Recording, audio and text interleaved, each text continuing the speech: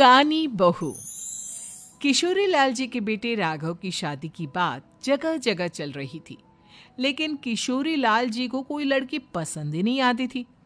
और उसकी एक ही वजह थी, किशोरी लाल जी का लालची होना। उनको लड़की वालों से मोटा दहेज चाहिए था और इसी चक्कर में एक दिन वो एक बहुत पैसे वाले के घर अपने बेटे का रिश्ता लेकर पहुंचे। उस आदमी का नाम था ओम प्रकाश।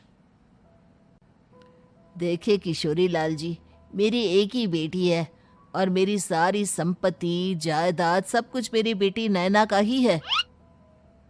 पापा, नाम से लगता है बहुत खूबसूरत होगी। कितना अच्छा नाम है ना, नैना। ओ, वैसे बात तो सही है आपकी। अब इतना पैसा है, जमीन जायदाद है, इकलौती बेटी, आप भी क्या करेंगे? सब कुछ उसे ही देंगे ना। बिल्कुल ठीक पहचाना आपने। बस बेटी की शादी और सारी जायदाद उसके नाम। पापा, बिना देखे हाँ कर दीजिए ना। इतना अच्छा रिश्ता फिर कहाँ मिलेगा? माला माल हो जाएंगे हम। मैं अपनी बेटी को बुलाता हूँ। अरे नहीं नहीं नहीं नहीं, आपकी बेटी का नाम नैना है, सुनकर ही लगता है बहुत सुंदर होगी। रहने दीजिए अंकल, मैं तो आपकी बेटी के नाम से ही इतना खुश हो गया हूँ कि उसे बिना देखे शादी करने को तैयार हूँ। अब तो मैं उसका चेहरा सीधे शादी के बाद ही देखूंगा। और इस तरह राघव नैना का चेहरा नहीं देखता और उससे शादी कर लेता है। शादी के बाद अपनी सुहाग रात पर जब राघव नैना का घूंघट उठाकर देखता है तो नैना की आंखें बंद थी। कितनी खूबसूरत हो तुम नैना, जरा अपनी आंखें खोलकर मेरी तरफ देखो तो सही। नहीं, मुझे शर्म आती है। अरे, मैंने तुम्हें शादी से पहले भी नहीं देखा, और अब अगर तुम आंखें खोलकर मुझे देखोगी भी नहीं तो मुझे अच्छा कैसे लगेगा? इससे पहले कि नैना अपनी आंखें खोलकर राघव की तरफ देखती, अचानक से लाइट चली गई और राघव नैना को पूरी तरह से देख भी नहीं पाया। अगली सुबह नैना राघव के लिए नाश्ता बनाकर लेकर आई। अरे ये क्या, आधा पराठा सीका हुआ है और आधा बिल्कुल कच्चा। ये तुमने क्या किया नैना? बहू, तुमने क्या आधा पराठा तवे से नीचे लटका कर रखा था, जो आधा सिका है और आधा कच्चा? मुझे जितना दिखेगा उतना ही तो सीखूंगी ना पापा जी। जहाँ जहाँ मुझे नजर आ रहा था वहाँ मैंने सीख लिया, जहाँ जहाँ नहीं दिखा वहाँ कच्चा रह गया होगा। इसका क्या मतलब है? ये कैसा मजाक कर रही है तुम? अरे बहू, तुमने इतना लंबा घूंघट क्यों लगाया हुआ है? देखो, हमारे घर में बहुओं को बेटी की तरह रखा जाता है, और फिर तुम तो इतना सारा माल लेकर आई हो। देखो, ये घूंघट डालकर रखने की कोई जरूरत नहीं है। हाँ नैना, पापा जी ठीक कह रहे हैं, तुम तो आराम से रहो, अपना ही घर समझो। नैना अचानक से अपना घूंघट उठा लेती है।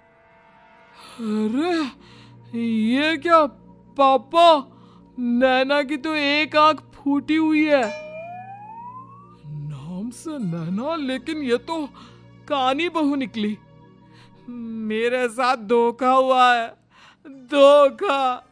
बिना दिखाए अपनी कहानी लड़की मेरे संग ब्याह दी। मुझे कहानी भी नहीं चाहिए।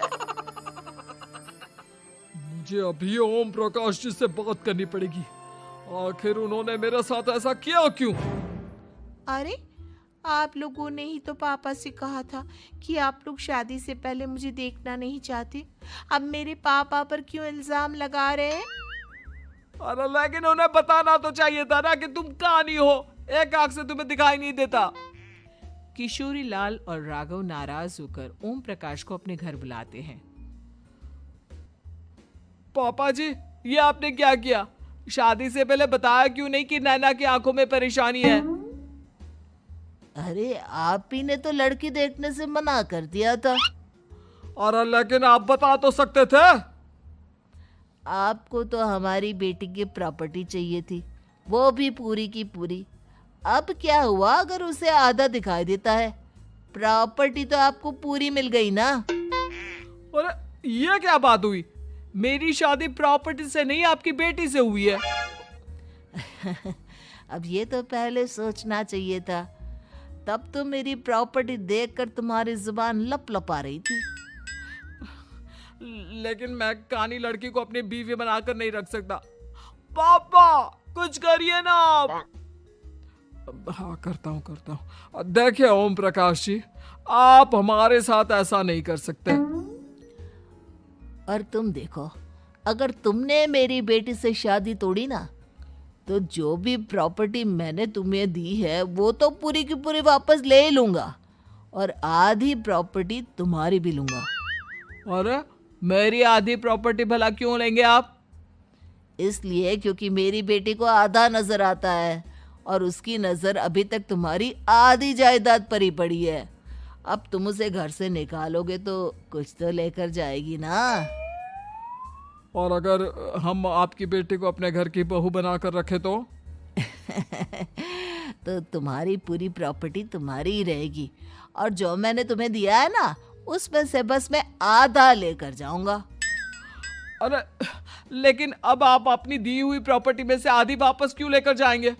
अगर मैं आपकी बेटी को अपनी पत्नी बनाकर रखने को तैयार हूं तो? इसलिए ताकि भविष्य में अगर तुम मेरी बेटी को धोखा दो तो उसके पास कुछ तो रहे जो पति का हो। वैसे मेरे पास तो बहुत कुछ है, लेकिन अपने पति की कोई निशानी तो उसके पास होनी चाहिए ना। अब अगर तुमने मेरी बेटी को कानी कहा तो तुम्हें प्रॉपर्टी भी कानी ही मिलेगी, पूरी नहीं। जमाए राजा। किशोरी लाल और राघव समझ चुके थे कि वो बुरी तरह फंस चुके हैं और अब उनके पास वहां से निकलने का कोई चारा नहीं है।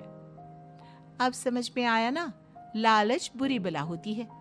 एक तो तुम्हें प्रॉपर्टी मिली, ऊपर से बीवी मिली, उसमें तुम्हें नखरे भी दिखाने हैं। आए बड़े, चुपचाप बैठो दोनों। कुछ दिनों के बाद नैना राघव की कार लेकर बाजार घूमने निकलती है और जब कार लेकर वापस आती है, ये क्या? एक तरफ से मेरी गाड़ी पूरी खराब हो चुकी है।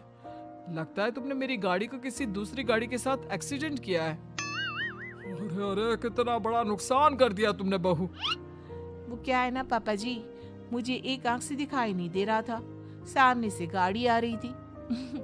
मुझे तो सिर्फ आधा ही दिखाई दिया और वो गाड़ी मेरी कार से रगड़ती हुई निकल गई। अब मैं क्या करूं बताओ? आप इसे ठीक कराने के पैसे कौन देगा? तुम्हारे पापा। तुमने मुझसे इस तरह से बात की? अभी रुको। नैना राघव की शिकायत ओम प्रकाश को कर देती है। देखो राघव, अब जो मेरी आधी प्रॉपर्टी तुम्हारे पास थी ना, उसमें से आधी और मैं लेकर जाऊंगा, क्योंकि तुमने मेरी बेटी को डांटा। अरे नहीं नहीं पापा जी, गलती हो गई, माफ कर दो। गलती की तो कोई गुंजाइश ही नहीं। अगली बार मेरी बेटी को डांटा तो बची हुई आधी में से आधी और ले जाऊंगा। लालच के चक्कर में हम दोनों ने बहुत बड़ी गलती कर दी बेटा। एक तो तुम्हें कानी बहू मिली और ऊपर से जो माल मिला वो भी काना। इस तरह राघव की हर एक गलती पर ओम प्रकाश उसकी प्रॉपर्टी का आधा आधा हिस्सा लेकर अपना सारा माल वापस ले गया और राघव को कानी बीवी से काम चलाना पड़ा। भाई लालच वाकई में बुरी बला है।